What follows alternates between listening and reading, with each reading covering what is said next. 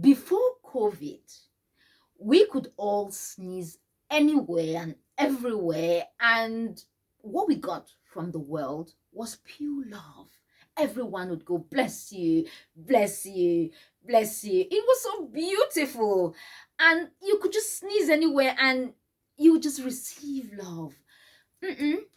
Don't sneeze today, it's not allowed.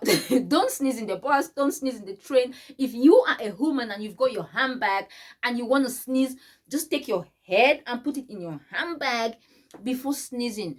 Do not sneeze openly in public, because if you dare, everyone will be looking at you like, and people will be making eye contacts and then looking at you, back at you, and then you know.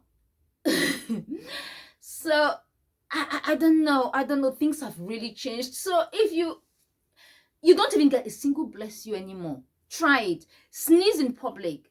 No one tells you bless you anymore. They're like, Madam Disease is here, or Mr. Disease, or Mr. COVID, COVID bearer, COVID flag bearer is here. Like, do not sneeze in public. It's not allowed anymore. You wouldn't get a single bless you.